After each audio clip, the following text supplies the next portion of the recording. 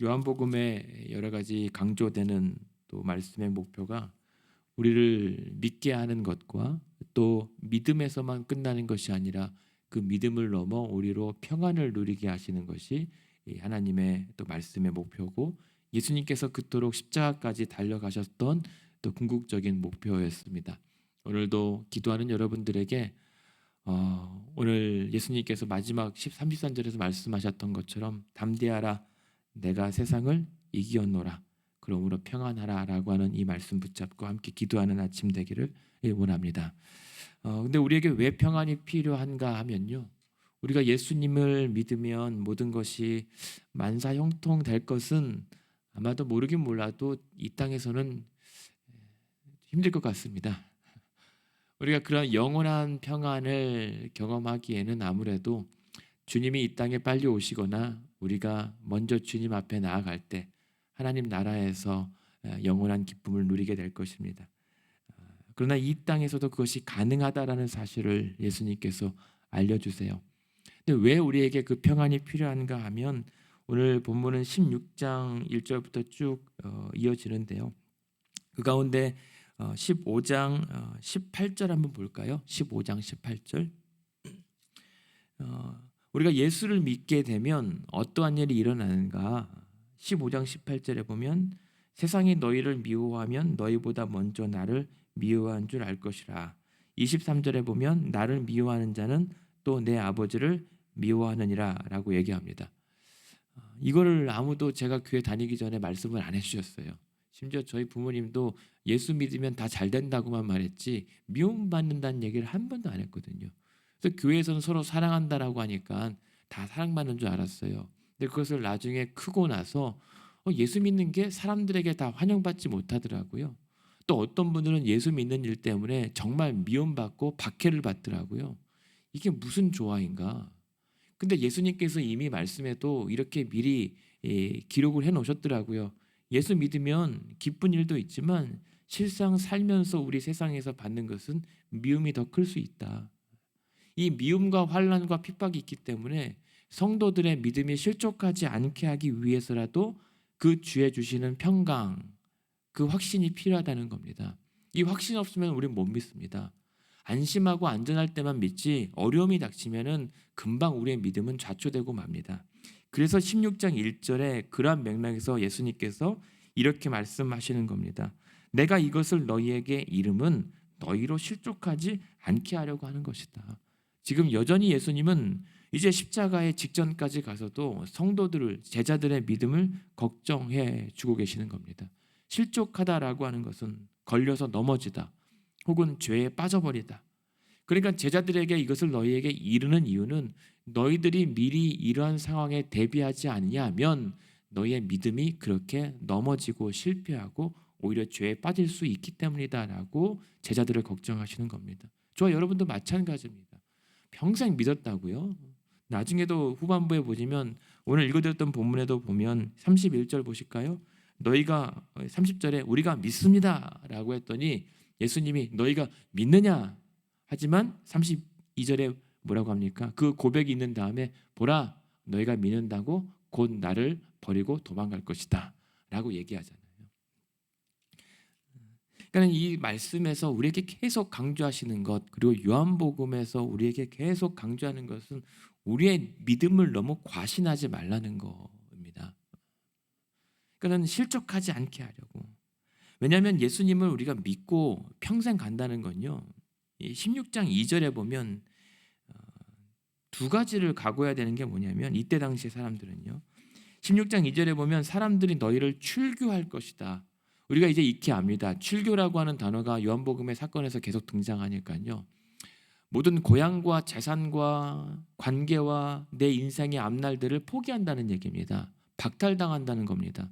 모든 기회를 잃는다는 말입니다. 그래서 이 요한복음의 저자인 요한이 요한계시록을 또 기록하잖아요. 그 마치 마지막에 적그리스도가 성도들의 모든 것을 피까지 흘리면서 빼앗는 것까지에 대한 이 환난, 그와 버금가는 고난과 시험이 출교거든요. 이 사람들에게는. 그는 과연 너희가 예수를 믿는 자라고 했을 때 출교의 각오까지 감수하겠느냐 이거거든요. 사실 그 상황이 돼보지 않고서는 장담하지 못하겠습니다. 물론 지금으로서는 그러한 믿음의 결단과 또 고백이 있습니다라고 하지만 그 상황에 닥쳐봤을 때 제가 과연 어떻게 대응하게 될지는 사실 알겠는데 모르겠습니다. 그것이 솔직한 고백입니다. 근데 그만한 출교에 대한 각오 없이 믿는다라고 하기에는 우리의 믿음이 너무 가벼울 수 있다라고 경고하시는 겁니다. 두 번째는 그래서 2절에 보면 다시 너희를 출교할 뿐 아니라 더 나아가서 때가 이르면 무릇 너희를 죽이는 자가 일어날 겁니다. 그러니까 죽음까지 목숨을 걸고 믿느냐라고 하신다면 과연 얼마나 많은 성도님들이 오늘 목숨을 걸고 믿고 있습니다라고 고백할 수 있을까요? 아무 생각 없이 태어나게 나는 예수를 믿습니다라고 하지만 내가 지금 다니던 직장과 사회에서 이 지역에서 쫓겨날지라도 나는 예수를 믿을 수 있습니다. 아니면 나를 당장 죽인다 해도 나는 예수님을 부인하지 않겠습니다. 머리로는 되는데 과연 우리들의 믿음이 어느 정도일지는 장담하지 못할 것 같습니다. 그런데 더 위험한 건 뭔지 아십니까? 이렇게 믿는 자들을 출교시키고 죽이는 자들의 신앙이 위험하다는 거예요. 2절을 더 읽어보십시오. 너희를 출교하고 죽이는 자가 스스로 이들이 생각하기를 이것이 하나님을 섬기는 일이라고 할 것이다라고 하는 게 저는 더 무섭단 말입니다. 이 섬기다라고 하는 것은 예배하다라는 뜻이에요. 그러니까 이 유대인들에게 있어서는 예수 믿는 자들을 핍박하고 괴롭히고 쫓아내고 죽이는 것이 하나님을 예배하는 일이라고 철석같이 믿고 있다는 말입니다. 이게 하나님 믿는 신앙이라고 하는 거. 그게 우리한테 없습니까? 우리한테 있습니다. 나와 다르다고 하면, 나와 신앙의 형태가 조금 이상을 엇나가면 출교, 박해, 위협, 겁박, 실제로 죽이진 못하지만 마음으로 살인합니다. 그래서 하나님을 위한 일이라고 하고 예수 믿는 길이라고 얘기합니다. 근데 사실 다 따져보면 예수님의 의도와 전혀 상관없는 나의 확신과 나의 의로 사람을 몇 번씩 살인하는 행위거든요. 그것이 진리를 수호하는 일이라고 얘기하고 하나님을 예배하는 일이라고 단정합니다. 근데 그것이 바로 2절에 나오는 성도들을 핍박하는 자들의 똑같은 작태였단 말입니다. 그럼 우리는 우리의 믿음을 너무 과신하거나 너무 교만할 때가 있다는 것은 주의해야 되는 겁니다. 그렇다 여러분이 그렇다는 게 아니라요. 그래서 그 이유가 뭔지 아십니까? 3절입니다. 왜 그런 위험한 신앙이 나오냐면 그들이 이런 일을 할 것은 아버지와 나를 알지 못하기 때문입니다. 그렇게 위험한 신앙, 그러한 이 경솔한 신앙이 나오는 것은 하나님을 제대로 알지 못하기 때문이에요. 예수님을 제대로 믿지 않기 때문입니다. 내가 하나님을 열심히 믿는다고 잘 믿는다고 하지만 하나님 보시기에는 그게 믿음이 아니라는 겁니다. 이게 정말 우리 믿음 조심해야 되는 게 오늘 읽어드렸던 본문에 서두에도 조금 전에 다시 언급해드렸지만 너희가 나를 믿는다고 얘기했냐? 그래, 그 믿음 내가 받겠다. 그러나 그 믿음이 얼마나 제한적이고 얼마나 한계 있는 것인지는 너희가 잊지 말아라. 언제든지 너희는 나를 버릴 준비가 되어 있는 자들이다. 믿음과 나의 결단이 서로 어긋나고 달라질 때가 있다라고 하는 것을 우리에게 말씀하시는 거예요. 그러니까 우리가 하나님을 정말 제대로 믿는다라고 하는 것은 알지 못하고 믿을 수가 없습니다. 믿음이라고 하는 건 세 가지가 같이 가야 된다고요. 지정의. 알고 거기서 동의하고 믿고 그것에 따라 행동하겠다라고 하는 의지, 전 인격적인 존재의 변화가 믿음이 수반되는 겁니다. 근데 우리는 덮어놓고 믿을 때 감정과 의지와 결단만 있습니다. 근데 가장 중요한 게 뭐냐면 알고 믿는 것이 중요한 겁니다. 내가 믿는 하나님이 어떤 분이신지를 알고 믿어야 당연하죠. 근데 이들은 하나님을 알지 못하고 예수를 알지 못한 채 자신들의 열심과 율법과 전통과 태어난 것이 유대인인걸요. 태어날 때부터 익숙한 것이 그냥 유대교 신앙, 하나님 신앙입니다. 그 신앙이 그냥 물려받는 신앙이 위험한 겁니다. 그러니까 우리도 항상 말씀을 보고 안다라고 하는 것은 그 하나님을 제대로 알아감을 통해서 우리의 믿음은 점점 더 깎여지는 거거든요. 오늘날 기독교 신앙이 어쩌면 조금 위험해지고 있는 건 아닌가라는 조바심 때문에 사실은 말씀을 드립니다.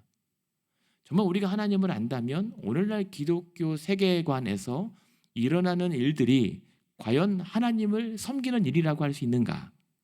우리가 하나님을 예배하는 일이라고 할 수 있는가? 사실 우리는 고민해 봐야 됩니다.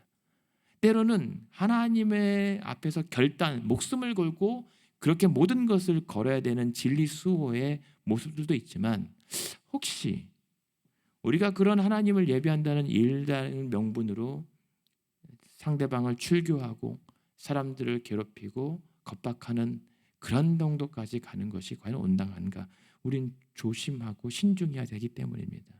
그래서 얘기하시는 것은 4절에 보면 그래서 예수님이 너희에게 이 말을 한 것은 너희로 그때를 당하면 이 말은 뭔지 아십니까? 그럴 것이다 라고 하는 확정이에요. 너희가 그런 겁과 출교와 죽임에 놓일 것이다 라고 하는 얘기를 선언하신 겁니다. 너희가 당할 것이다. 얼마나 속상해요. 그런데 내가 너희에게 말한 이것을 기억나게 하려 함이라 라고 하는 겁니다. 너희가 당할 때에 당황하지 말고 너희가 출교당하거나 목숨에 위협이 왔을 때 내가 이런 말을 기억하게 하기 위해서 지금은 다 이해하지 못하더라도 일러놓는 겁니다. 그렇지 않습니까? 우리가 하나님 말씀 우리가 묵상하고 평소에 일독하고 할 때 그냥 그때는 좋은 말씀 넘어가는데 그냥 그러고 가다가 여러분이 기도하다가 성령께서 그 지난번 언젠가 되뇌었던 말씀을 떠오르게 하시는 사건이 있단 말입니다. 그리고 어느 상황 속에서 내가 그렇게 묵상했던 말씀이 그냥 그때는 좋았다, 감동이었는데 실제 어떤 상황에서는 능력으로 와닿을 때가 있단 말입니다. 확신이 되고 정말 그와 같은 일이 일어날 때가 있단 말입니다. 그래서 예수님께서 일러 놓으신 말이에요. 그리고 이 제자들은 실제 그 말씀의 역사를 경험하게 됩니다. 그러니까 지금 예수님께서 너희들을 그때를 당하면 힘내라, 담대하라, 끝까지 버텨봐라 라고 지금 말씀하시는 겁니다.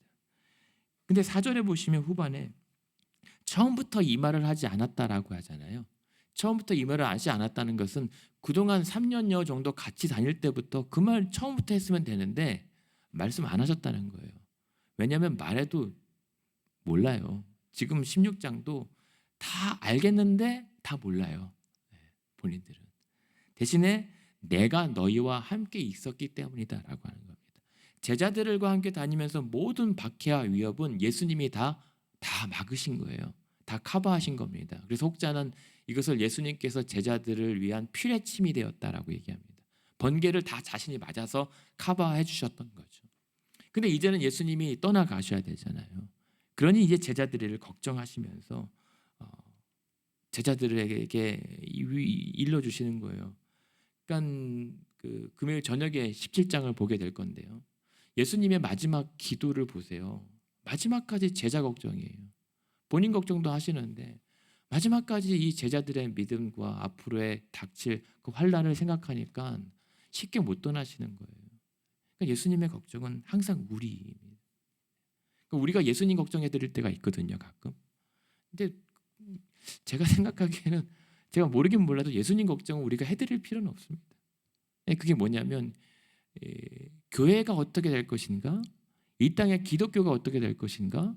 제가 그것은 우리가 어느 정도 진리와 말씀의 가운데 온전히 서가는 것은 필요한데 그것이 이 땅의 기독교가 멸망하고 뭐 다른 타종교나 세상의 문화에 잠식당할까 봐 그건 우리의 몫은 아닐 것 같아요.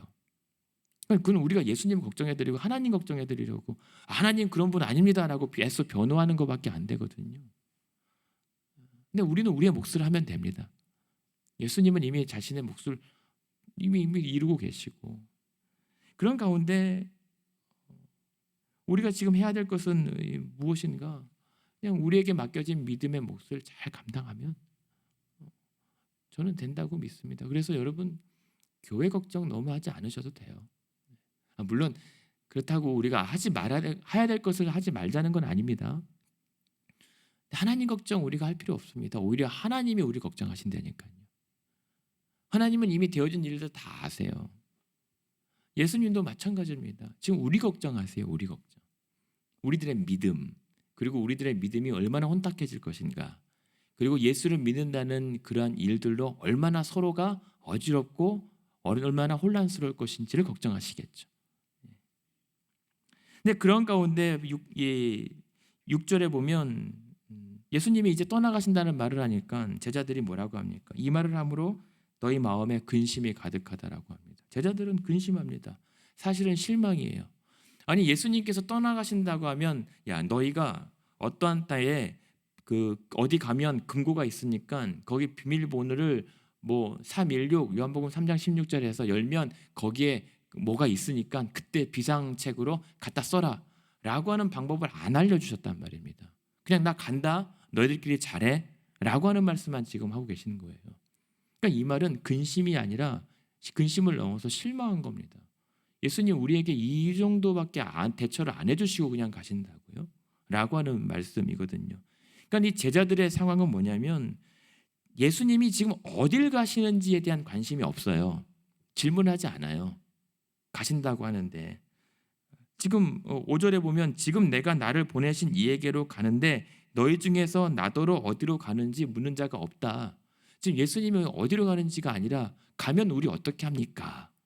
우리 자신에 대한 지금 안위가 관심이 있는 거죠. 오늘도 마찬가지 아닙니까? 예수님께서 우리를 향해서 어떤 마음을 품고 계실까에 대한 궁금함보다 예수님 나를 좀 어떻게 좀 해주셔야 되지 않겠습니까? 라고 하는 관심이 더 많단 말입니다. 우리의 신앙의 주도가 지금 그렇게 봤을 때는 주님이 아니라 우리 자신에게 있다는 겁니다. 만약에 주님의 뜻을 우리가 더 헤아리고 기도하고 신앙생활 한다면 우리가 구하는 것들, 그 교회 안에서 생성되는 모든 이슈들이 얼마나 조악한 것들인지 우리는 금방 깨닫게 될 거예요. 근데 지금은 그냥 예수님은 이해해 주세요. 너희가 지금은 이해하지 못하지만 조금 있으면 알게 될 것이다. 그러면서 뭐라고 얘기합니까? 7절에 보면 그러나 내가 너희에게 실상을 말하노니 내가 떠나가는 것이 너희에게 유익이다라고 얘기하잖아요. 내가 가는 게 유익이다. 요한복음에서 이 유익이라고 하는 단어가 등장하는데 그 유익이 두 가지를 설명합니다.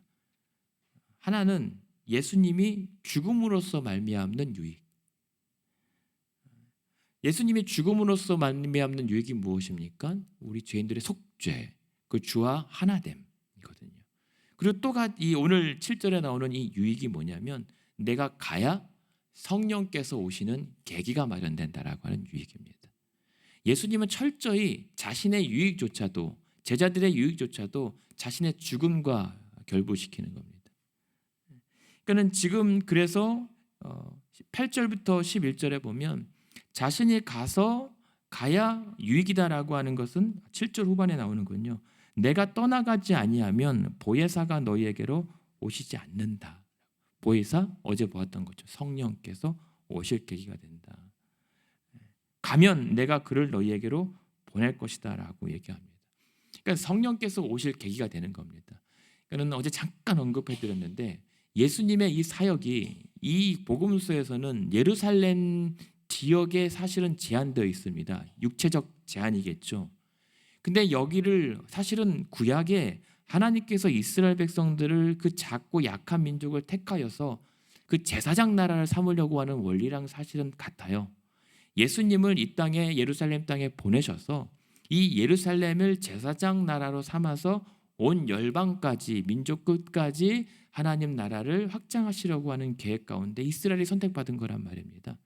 이제 이를 통해서 예수님이 십자가의 죽으심과 부활을 통해 이제 성령께서 오시면 어떻게 되죠? 가장 단적인 사건이 무엇입니까?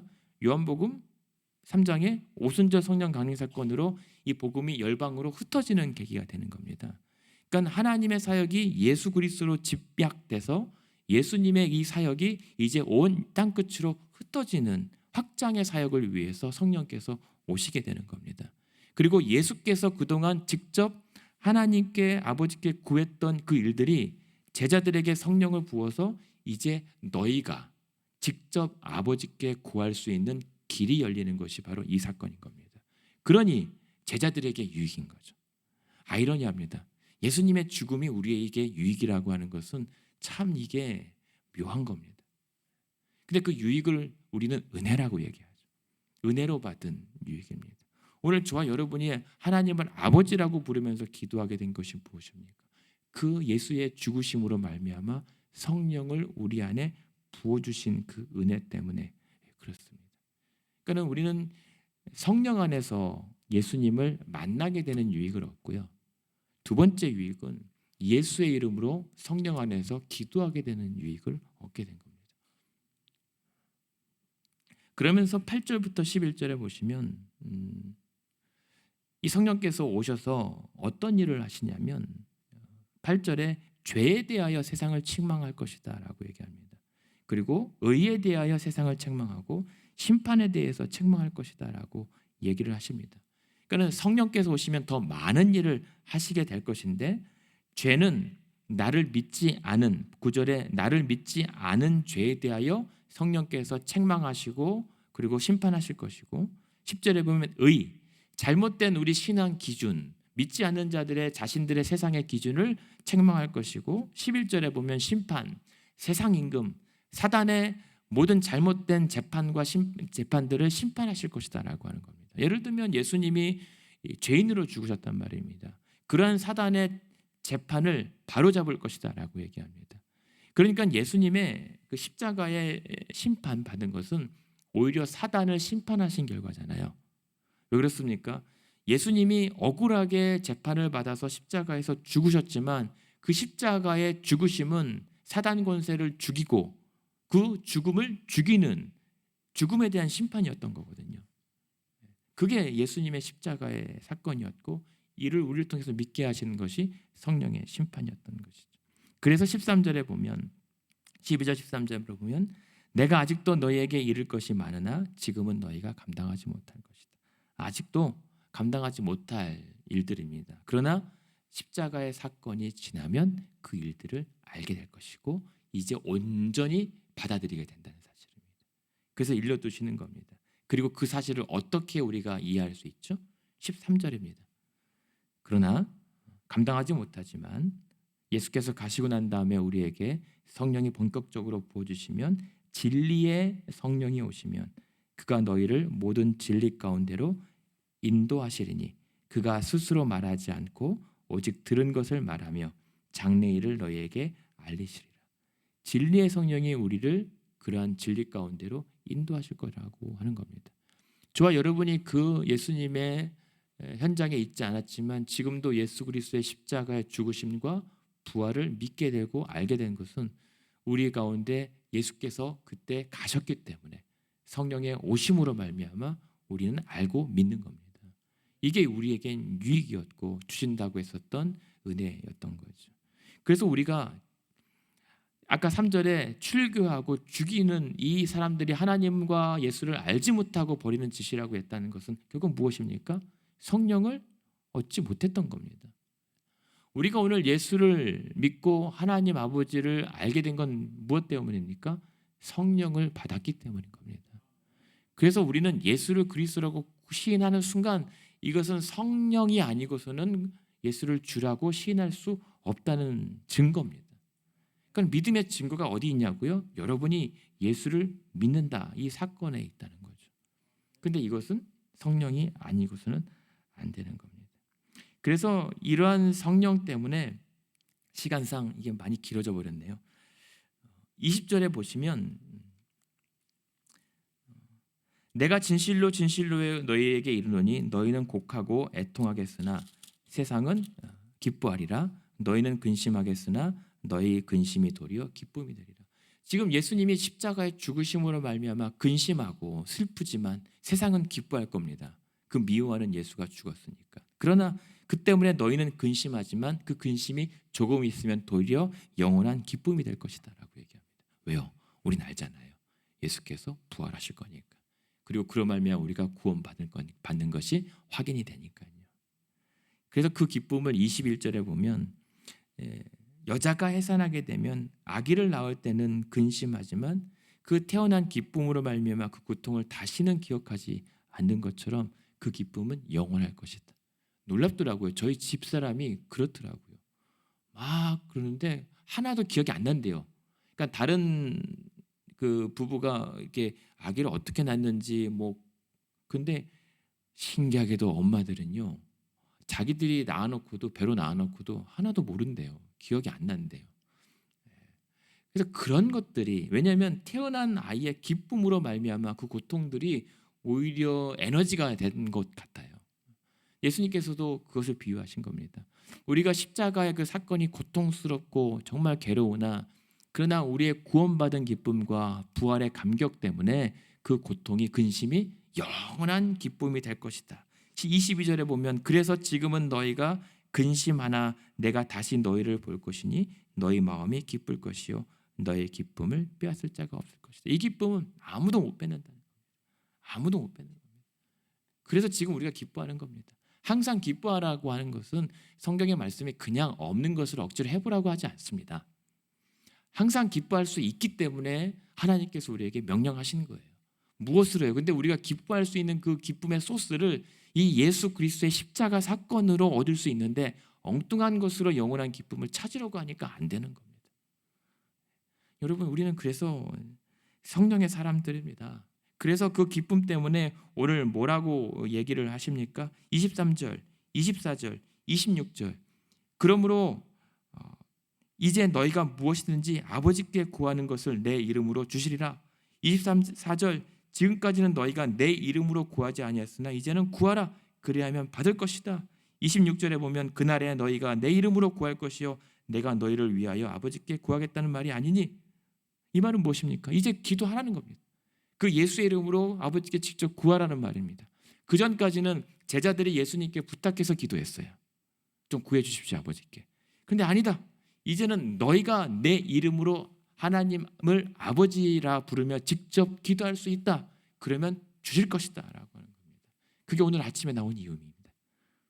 예수님 때문에 예수님의 이름으로 아버지께 직접 구할 수 있는 특권과 길을 열어주셨기 때문에 우리는 아버지께로 나아갈 수 있게 된 거예요. 그게 우리의 유익입니다. 아버지의 내 이름으로 기도한다라고 하는 것은 예수의 이름을 빌어서 혹은 예수님의 그 피 흘리신 공로의 은혜를 힘입고 하나님 보좌 앞에 나아갔을 때 히브리서 말씀처럼 때를 따라 돕는 은혜를 공급받게 되는 것이죠.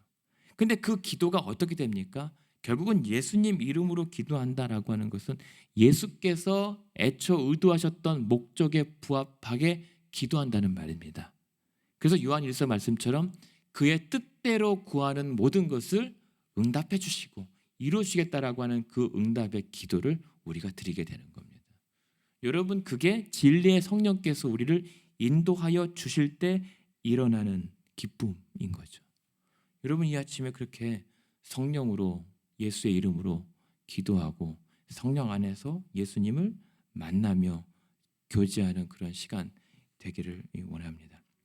그랬을 때 말씀을 마치겠습니다. 27절에 보면 그랬을 때 나를 사랑하고 너희가 내가 하나님께로부터 온 줄 믿었으므로 아버지께서 친히 너희를 사랑하심이라. 그러면 사랑과 믿음이 같이 가요. 더 사랑하게 되고 더 믿게 되고 더 믿으니까 더 사랑하게 되는 그러한 이 믿음의 시너지들이 이제 성령 안에서 이루어지게 됩니다. 그래서 저와 여러분이 오늘 아까 30절에 읽어드렸던 것처럼 너희가 믿느냐 그랬을 때 우리가 믿습니다 라고 고백할 수 있었으면 좋겠고요. 두 번째는 그러나 예수께서 말씀하셨던 것처럼 믿느냐 좋다 하지만 너희가 나를 버리고 흩어질 것이다 라고 하는 그 말씀에도 귀를 기울여 우리의 믿음이 겸손하기를 원하고요. 그럼에도 불구하고 32절의 후반에 보면 그러나 괜찮다라고 말씀하시는 게 그래도 너희가 나를 버려도 나는 혼자 있는 게 아니다. 아버지께서 내 곁에 함께 하실 것이다. 무슨 말입니까? 오늘 우리가 괜찮을 수 있는 이유는 우리의 믿음 때문이 아니라 그러한 알량함에도 불구하고 늘 우리를 찾아오시는 주의 은혜 때문에 우리가 괜찮을 수 있다는 사실입니다. 그러한 은혜로 오늘도 믿음을 넘어 나의 믿음이 아니라 그런 나를 믿어주시는 그 하나님의 은혜로 말미암아 평안 누리시기를 원합니다.